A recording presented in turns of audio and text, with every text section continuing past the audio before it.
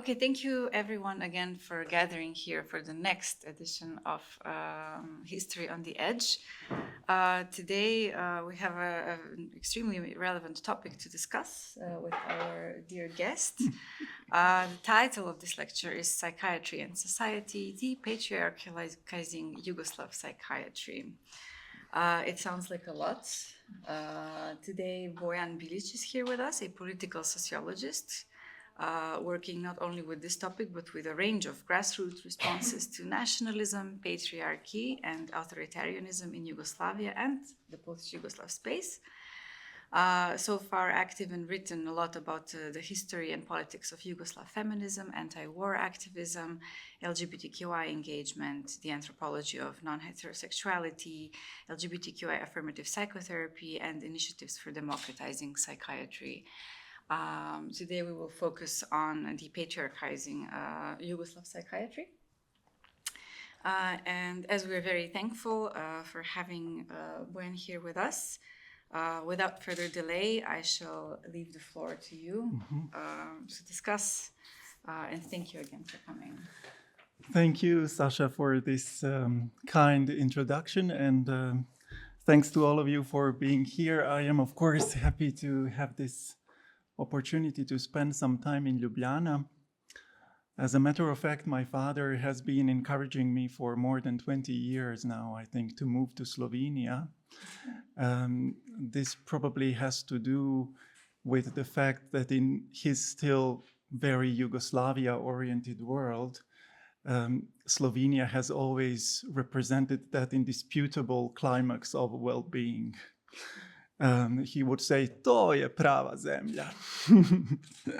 So I am grateful to the Institute for allowing me to get a glimpse into this prosperity. And in that regard, thanks especially to Isidora and Sasha for all the correspondence that has gone into bringing me here in such a smooth way. Well, I thought I would perhaps use this chance today to speak about a research project on the politics of the Yugoslav and post-Yugoslav democratic psychiatry initiatives. I embarked upon it relatively recently, or maybe better to say, it's a topic that has been with me for a lot of time, but I have been coming and going, and I have not really engaged with it as frequently as I would like to. So my talk will be rather programmatic, more than anything really outlining the direction in which I would like to go over the coming years.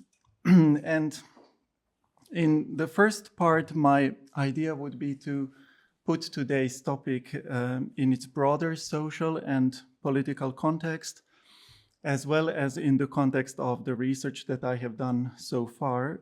And then later on in the second part of the talk, I will focus on some more specific dimensions that I have started exploring, and I will also illustrate these a little bit empirically.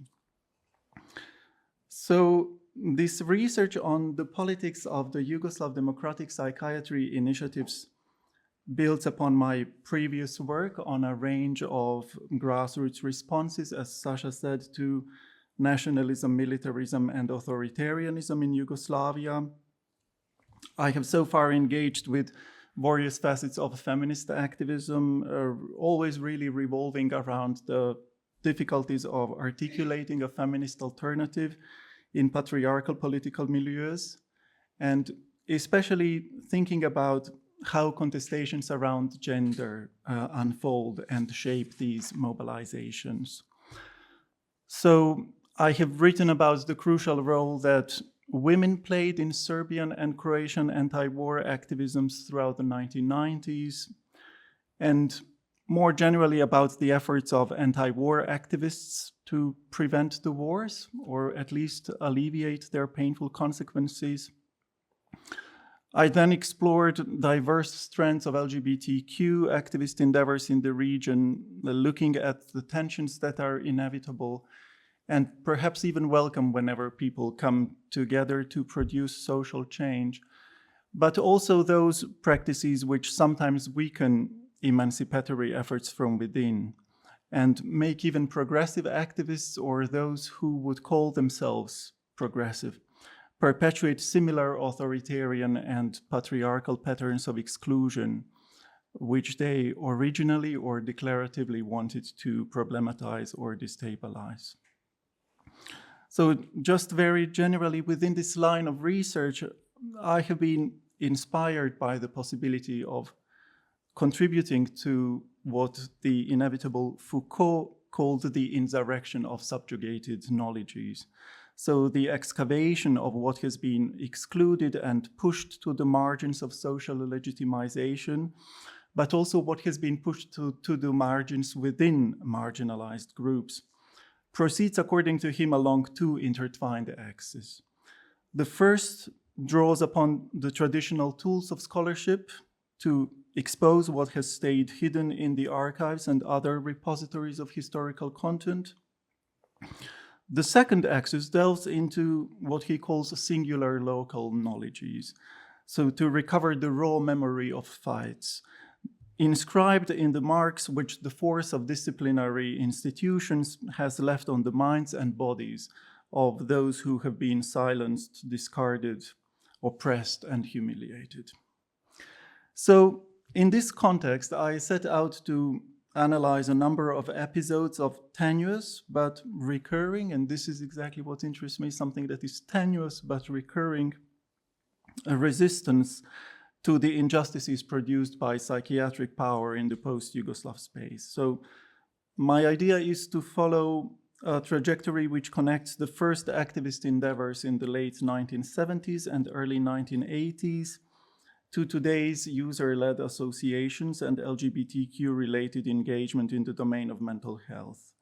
And as I move along some of the most important points on this non-linear route, I would like to highlight the role that feminist activists have played in its evolution. So just to make sure early in my talk today, my work does not address any clinical aspects. Its objective is also not to provide any concrete proposals in the domain of psychiatry or psychiatric treatment. What I am rather interested in is exploring how an alternative, and more specifically a feminist alternative, is articulated in a patriarchal social environment. So how this alternative comes to life, and how it not only faces numerous strands of external resistance, but also frequently degenerates from within. So approached from a feminist perspective, psychiatric hegemony is perceived as yet another manifestation of patriarchal privilege to govern both public and private lives. This hegemony has been embodied by generations of white, middle-class, heterosexual psychiatrists, mostly men psychiatrists, some of whom in the Yugoslav case also made long and problematic excursions into the field of everyday politics. So for example, Radovan Karadzic is a psychiatrist and was the leader of Bosnian Serbs during the 1990s. Jovan Rašković was a psychiatrist and the leader of Croatian Serbs. His daughter, Sanda Rašković-Ivić, is a psychiatrist and was very active in Serbian politics. And even though not all of the initiatives that I plan to address can be described as activist or feminist, they, for the most part, belong to what Ken Plummer called subterranean traditions, which are at odds with official narratives of disciplinary development. As an ethnographer of Yugoslav and post-Yugoslav activism, I have so far worked only with marginalized groups, which is, by the way, not to say that they did not feel elitist. So with alternative, quite small and isolated epistemic communities that operate outside of universities or state-funded research institutes. And similarly, some of the major developments in the sphere of mental health in the post-Yugoslav space and Eastern Europe more generally have occurred outside of mainstream psychiatric circles. They appeared as a result of activist engagement and grassroots initiatives supported at times by transnational activist networks and foundations. They are hardly visible in the academic domain because authoritarian and patriarchal legacies tend to favor social science research which is detached from grassroots politics by being overly academic, elite-oriented, hetero-cis-normative in character, or what is very important for my work, by being also auto-colonially distant from their own social context. It is therefore not surprising that the countries of the wider space of Eastern Europe have the lowest publication rate per capita in Europe when it comes to research about public mental health or social exclusion and stigma related to mental health issues. Empirical evidence about mental health needs or practices is so scarce that some authors talk about Eastern Europe as a blind spot on the global mental health map. This knowledge gap persists in spite of the fact that the prevalence of mental health problems is greater in Eastern Europe compared to many other regions of the world, especially when it comes to trauma, alcohol consumption, depression, and suicide rates. So my impression is that in the wake of the 1990s wars, so at least when it comes to mental health research, but also this applies to other areas, to social movements also more generally, to the literature on civic activism, this region has often been dominated by those Eastern European countries that were subject to stronger Soviet influence. As a consequence of this, it is very often overlooked that towards the end of the 1970s and in the 1980s, activists in Yugoslavia, and more specifically in Ljubljana and in Belgrade, were in dialogue with the latest international developments in the field of mental health and were actually proposing and implementing models of community-based psychiatric care. So with this research, I try to reappraise some of the earliest instances of the institutionalization in terms of a move away from incarceration in isolated institutions, in order to shed light on those actors who insisted upon the urgency of acknowledging in therapeutic practice the perspectives of people actually living with mental health issues.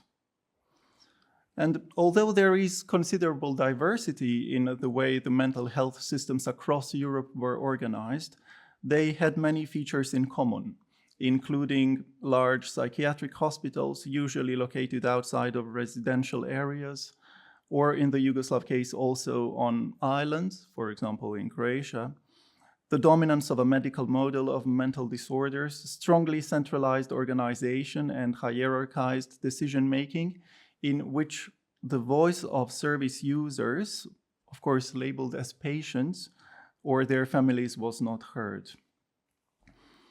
Abuses of psychiatric power such as violence, restraint, long-term isolation, discriminatory attitudes, or other forms of inappropriate treatment like overuse of drugs and electroshocks were prevalent within psychiatric institutions, and generally too few resources were invested in psychiatric infrastructure, while the levels of social stigma associated with mental discomfort or with the use of mental health services were high.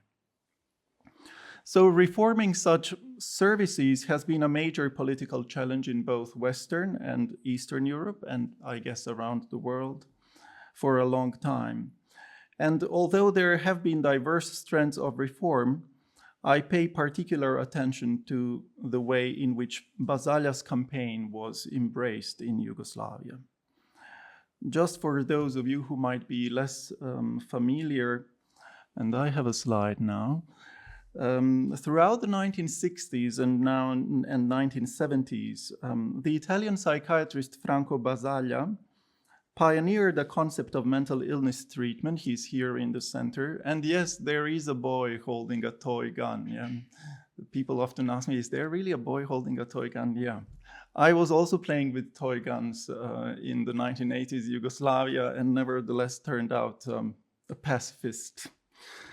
So Basaglia pioneered a concept of mental illness treatment that was so radical in scope as to lead to the gradual and, from today's perspective, uneven and incomplete and partial, and of course very fragile transformation and dismantling of psychiatric hospitals in Italy. Together with Franca Ongaro Basaglia, his wife, and a group of enthusiastic colleagues, Basaglia spearheaded the so-called democratic psychiatry movement, Psihiatria democratica, which opposed institutionalization, that is to say, the segregation of people living with a mental illness, and in 1978 led to Law 180, also known as Basaglia's Law, that served as a basis for profound reform of the Italian psychiatric system. In accordance with this law, psychiatric hospitals were gradually replaced by a variety of community services, and a ban was imposed on the opening of new institutions.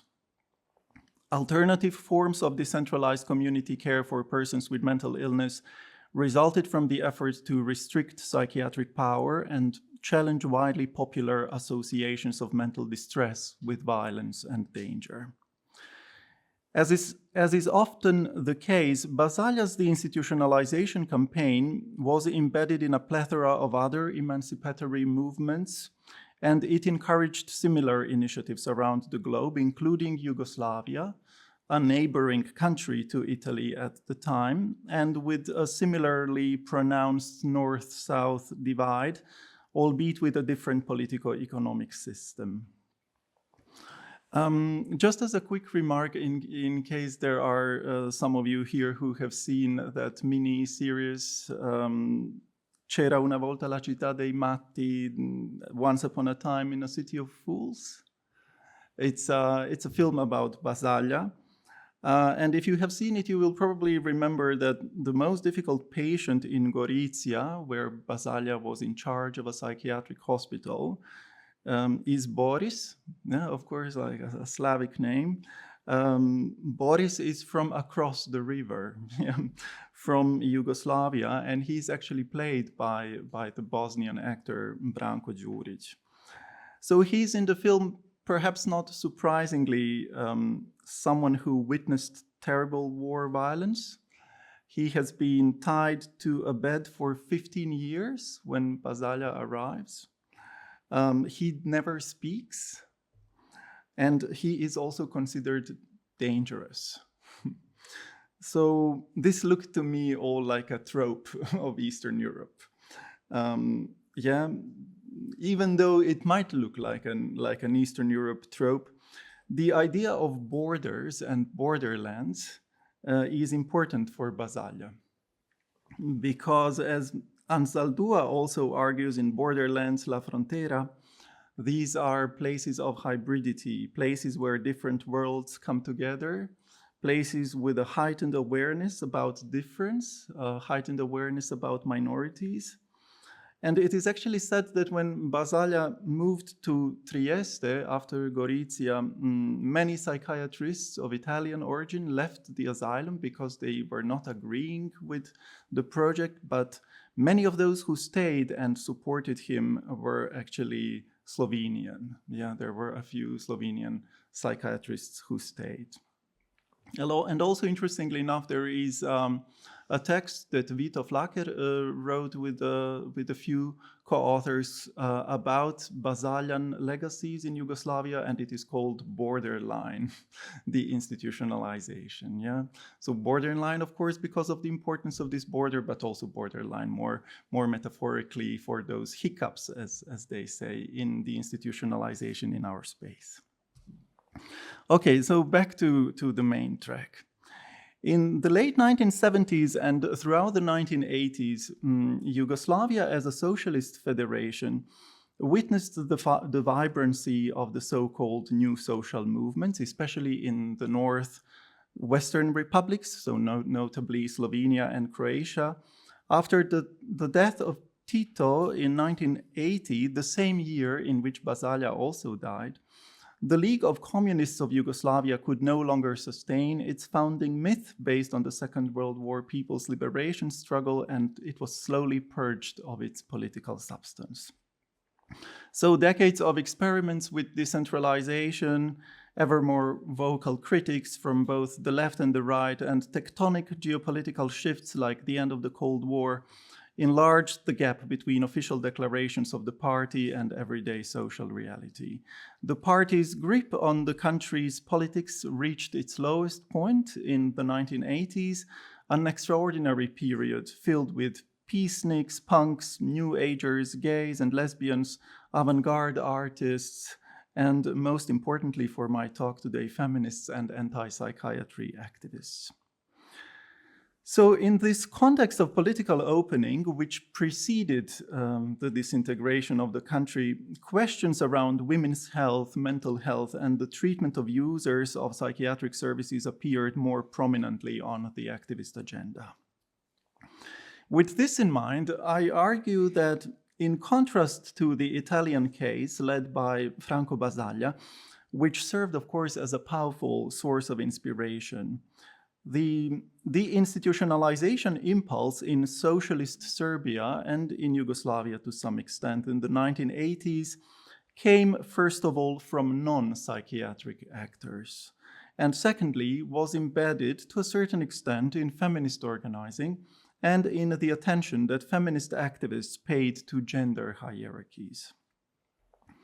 Focusing on the history of post-Second World War Yugoslav psychiatry from within, so from the perspective of psychiatrists themselves, Ana Antic argues that Yugoslav psychiatry was shaped by its engagement with Marxist ideology and also had progressive elements.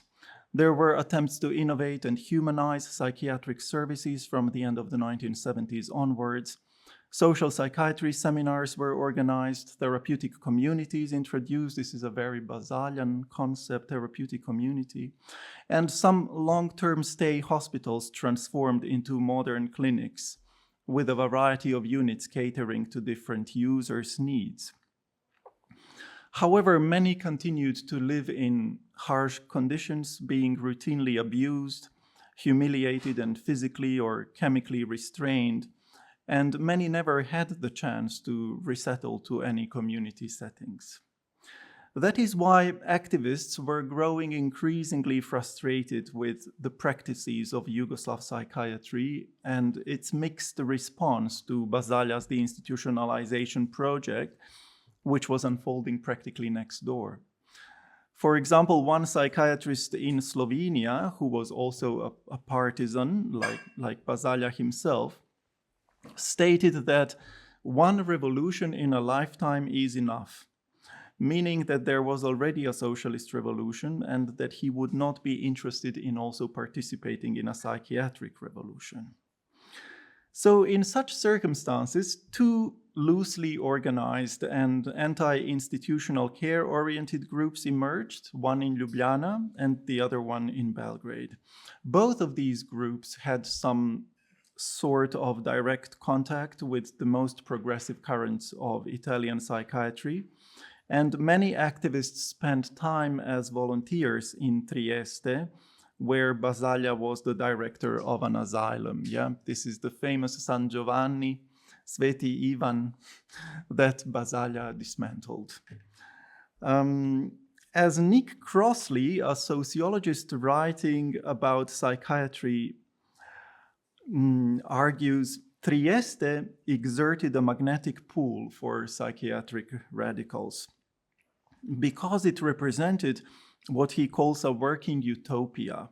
That is to say, a space where the aspirations of the movement appear to some degree to have been realized.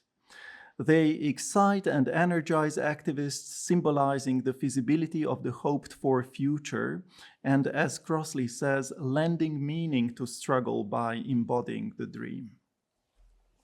So both Yugoslav groups, the one in Belgrade and the one in Ljubljana, opposed widespread abuses of psychiatric power, and were devoted to bringing Basalia's work into their political context through translating and publishing his texts and trying to put his ideas into practice. So given Slovenia's proximity to Italy, and especially to the towns of Gorizia and Trieste, where Basalia worked in the 1960s and in the 1970s, the deinstitutionalization movement in Slovenia, although erratic, has been unfolding longer than in any other post-Yugoslav republic. The Ljubljana group had strong links with the university and the League of Socialist Youth of Slovenia, which played an important role in the democratization of the country, whereas the Belgrade group was much less academically or institutionally oriented and had a stronger feminist dimension. In Serbia, psychiatric hegemony in the early 1980s started to be perceived primarily as a manifestation of the discipline's patriarchal foundations. And among those who approached psychiatry's violent character through a feminist lens were members of the Belgrade-based feminist group Woman and Society, Žena I društvo, such as Sofia Trivunac, Lepa Mlađenović, and Biljana Branković, all of whom had trained as psychologists at the University of Belgrade.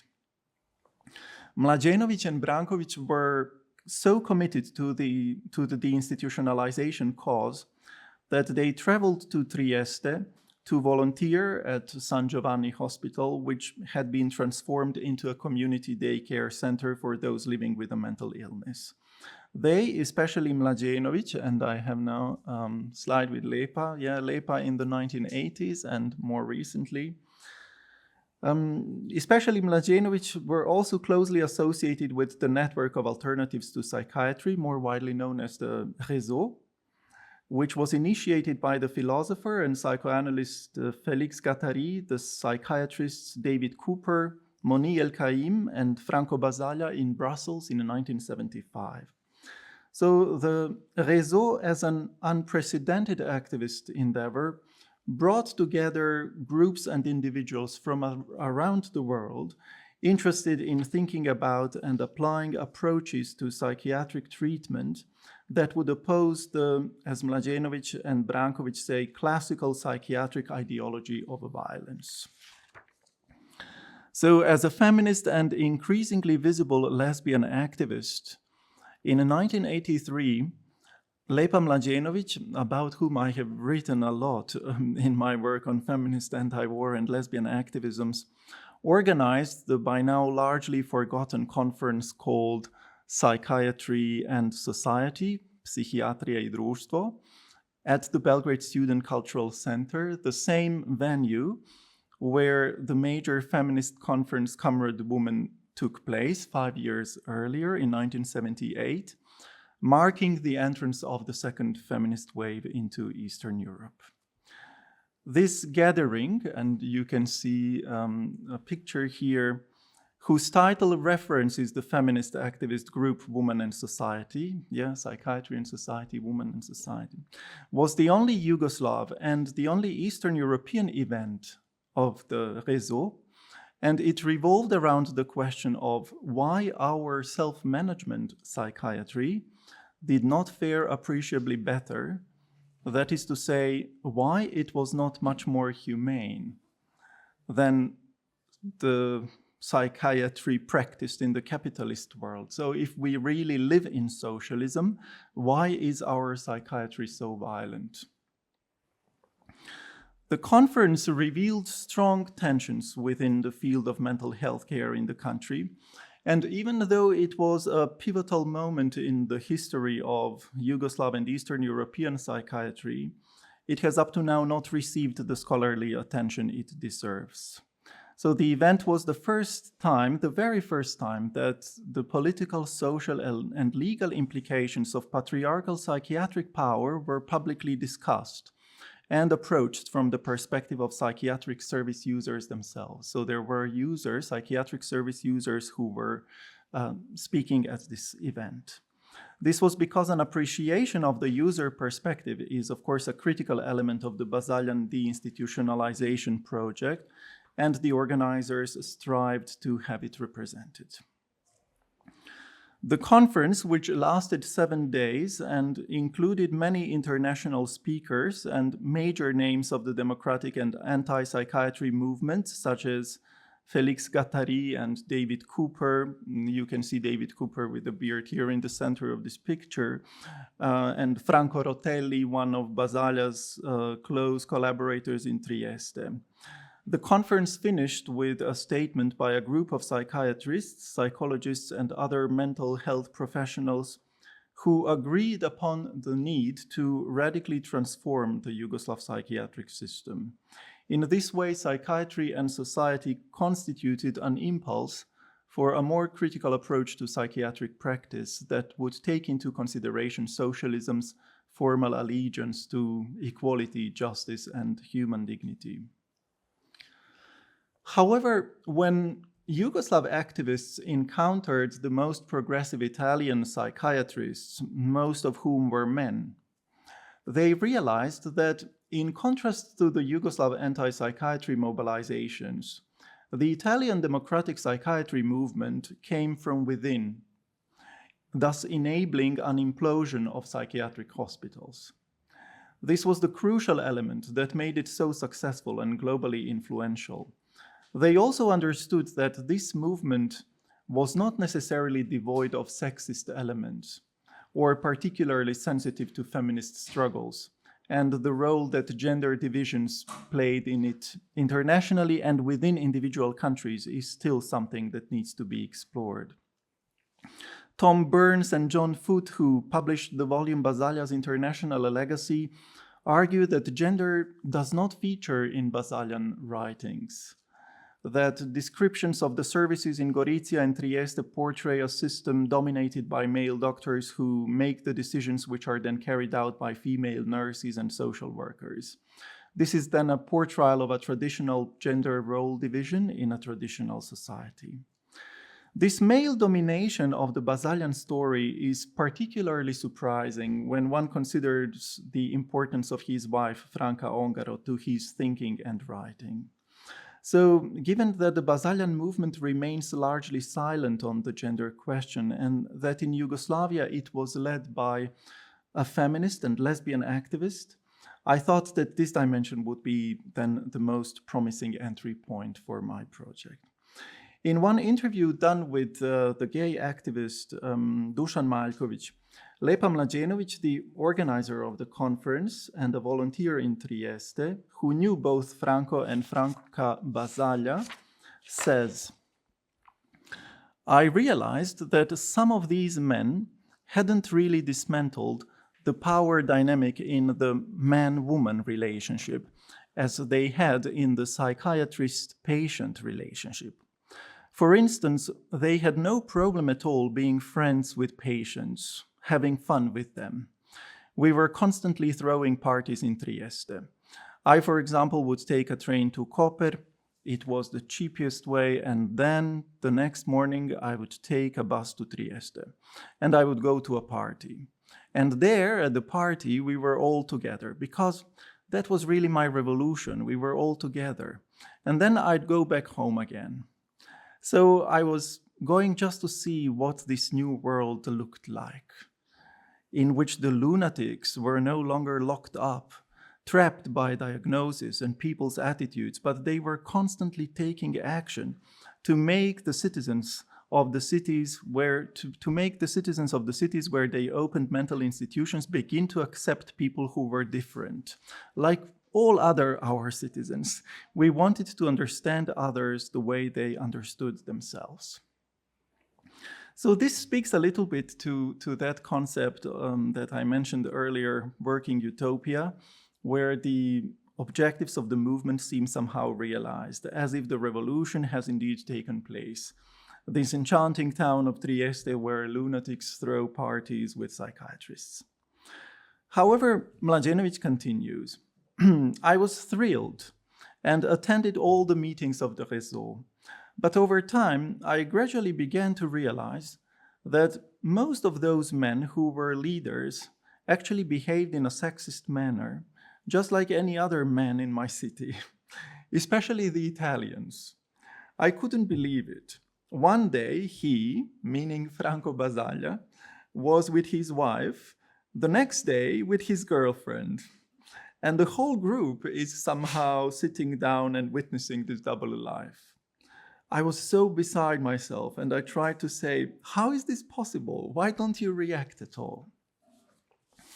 She then specifically mentions Félix Guattari, the star of the movement. Yeah, you know the famous Deleuze-Guattari couple, who later on in 1983 was also in Belgrade. And here you can see him.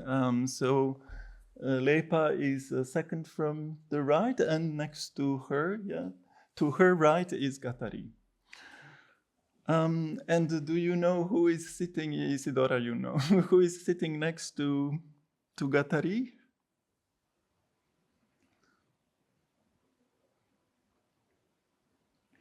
Zoran Đinđić, who would later become Serbia's prime minister, and who would be assassinated in 2003. Oh, you didn't recognize? Okay, you're probably too young to. Okay. So Lepa says, there was this famous Félix Guattari. He was talked about a lot. He was always at all the network meetings because he supported the idea of molecular revolution. It was like his dream coming true. But other people were doing it, all horizontal and I don't know what. And then he sits there on some steps and says, you know what? I come here primarily to find someone to, let's not say, fool around with, and that's it. And then it's like you feel like he's constantly looking for the person he's going to spend the night with because he has to. We already knew that, and he is not the only one. It's such a nauseating feeling. So after some time, you realize that this guy you think is writing something that various people are listening to, he's actually using the privilege of a white man who does it in a nice way to make it look like he's not exploiting these women. But it's subtle, because actually these women are always younger, he always has more power, he constantly abuses that power, he starts and finishes when he wants, there are no agreements, it's all on his terms. So I was very disappointed with him and all the others. I stopped reading men, all of them. I became very disillusioned with all that revolutionary spirit, because I believed that we could not just have a revolution with so-called lunatics and think that we were great with them, that we didn't abuse them, that we didn't exploit them, that we didn't lie to them, that we were building a new relationship with them. However, everything else was the same, and I was desperate.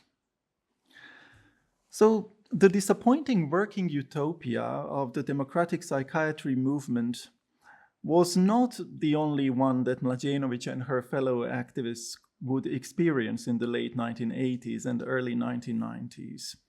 Discursive antagonisms stimulated by the feminist challenge to the socialist regime were starting to open new, unprecedented vistas of gender emancipation. However, instead of the even brighter futures that its citizens were looking forward to, the Yugoslav political space would abruptly shrink and come under nationalist, misogynist fire that would make it implode through a series of armed conflicts. The violence and sexism that feminist activists wanted to eradicate would, to their shock, not only increase, but also spill over into the streets and ethnic communities. In this regard, the disintegration of Yugoslavia, which encompassed the whole last decade of the 20th century, claiming more than 100,000 lives and displacing millions of people, has obstructed or obscured numerous threads of progressive activist engagement. That unstoppable force of destruction pushed feminist alliances to breaking points, counted homosexuals among the main enemies of the nation, and plunged the region into a trauma from which it still has not recovered. The wars were a turning point, both practically and ideologically, leading to a worsening of socioeconomic conditions and erasing, slowing down, or otherwise profoundly changing the nature of progressive movements. The fledgling attempts to democratize and depatriarchalize psychiatric treatment by eliminating violence, questioning the dominance of men and of large psychiatric institutions, and allowing people with mental health issues to regain control over their lives are likely amongst the least known of the 1980s activist endeavors. As was the case with many other emancipatory accomplishments of the socialist era, the potential of the democratic psychiatry movement inspired by Basaglia, which was already so fragile throughout the 1980s and hardly ever actually managed to enter the psychiatric domain, was quickly cut short. A promising set of initiatives, including practices of deinstitutionalization, slowed down in the 1990s, only to be taken up again haphazardly and intermittently in the new, this time capitalist nation states. So in recent years, I have coordinated a collective of post-Yugoslav, post-war sociologists and anthropologists within which we have tried to recover anti-war engagement, forms of cooperation to improve the socioeconomic and political status of women, decriminalize homosexuality, decrease homophobia, decrease transphobia. However, efforts to confront the fortress of psychiatric power, both during socialism and in the turbulent post-socialist period, have still not been sufficiently examined. And I think that the fact that there is so little scholarship, except maybe in Slovenia, speaks volumes about the extent to which psychiatric practice has been integrated into patriarchal and authoritarian social structures that resist critical social science inputs. With supposed expertise about mental well-being often mobilized to sustain conservative political campaigns, psychiatry in the region has shown a reluctance to interrogate its core premises, and it has remained a powerful societal gatekeeper until today. So as I go on with this project, I hope to uncover a range of mobilizations which paint a rich picture of how groups of enthusiastic outsiders struggled to transform Yugoslav and post-Yugoslav psychiatry into a field of difference, recognition, and belonging. Thank you very much.